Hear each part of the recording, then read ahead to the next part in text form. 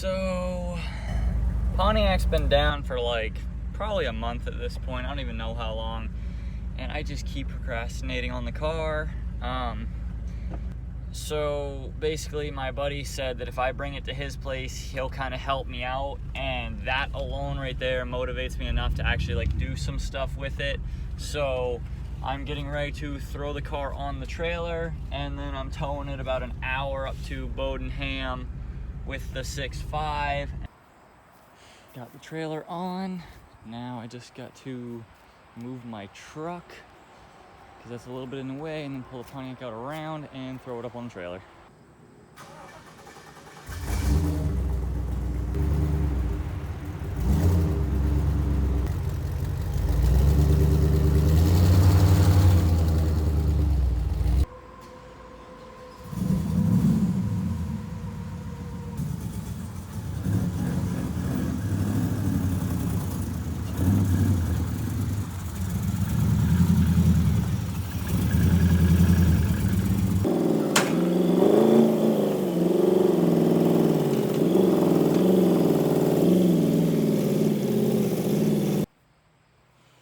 She's all loaded up, so time for the next hour trip with the old 6.5.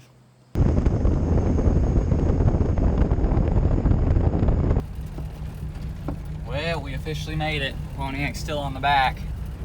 I think I need a ball joint though, something keeps clicking really obnoxiously front left.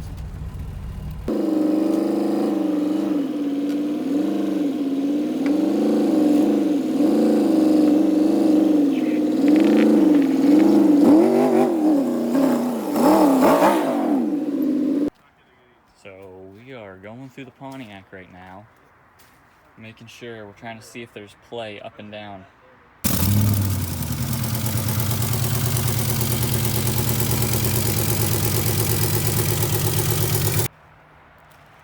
Alright, so we took off the valve covers again, all torque to spec, and we just went and cranked the engine over manually and checked all of them. So there's, you know, the end play back and forth, but up and down, push rods are good, camshaft's good, lifters are good from what we know for the most part. And like I said, actually I don't know where I left off. In my last video, I think the car was running weird, but it turns out that one of these had slipped off, so it actually wasn't firing on all of the cylinders. So I think that was why I was running a little funky. But I clicked that back on, and like the car does still run good like it did before. Like it still pulls just as hard, it feels just as good. It just made the weird tapping sound. And I mean, for the most part, I think it's just exhaust leak. I think the exhaust leak got bigger on the passenger side. I don't know. But the car still got all the power that it usually has. And it's definitely top end sound from what we can hear. So, I mean, I think I'm just gonna keep running the thing. There's no sense in messing with it if we can't find what's wrong with it yet. So I'm gonna try to fix the exhaust leak, the manifold leak on that side as soon as I can, but until then, this thing is gonna get right back to making videos now. So we're back in action.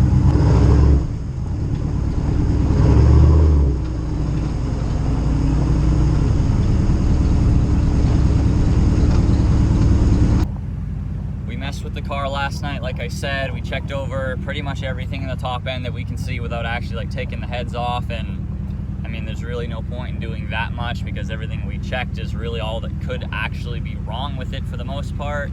So I don't know what the noises that I was hearing. I'm not sure if it's just another exhaust leak or if it is just something else is a little off in the engine. I don't know. The thing still runs as good as ever though, and from what we can see, we can't find anything in the top end, and it's a top end noise. Either way, we're gonna make something happen, and we are going to get some footage of the car one way or the other. It's gonna happen. We're getting some videos of it. See how it goes, I guess, see if anything gets noticeably worse, because for the most part when it started making the noise I stopped driving it, so maybe if I give it a drive again I'll actually be able to see if it does anything weird.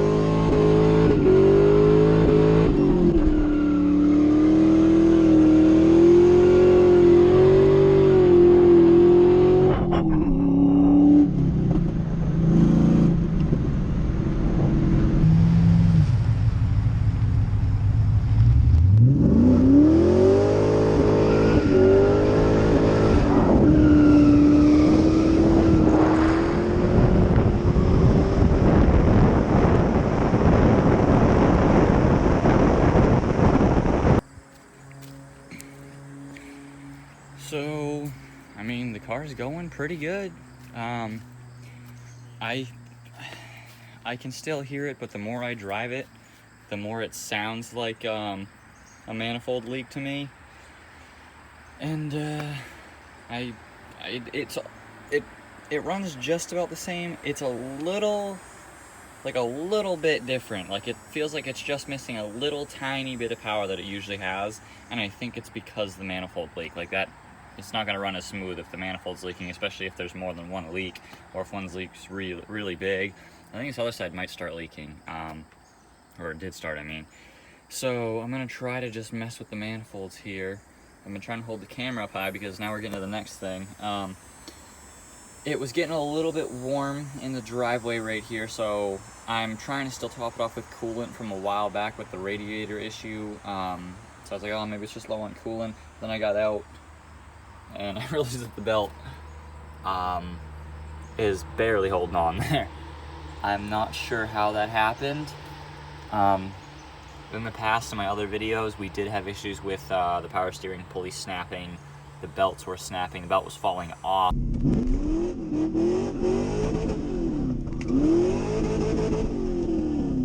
think I broke something. So I put a new crankshaft pulley. Besides that,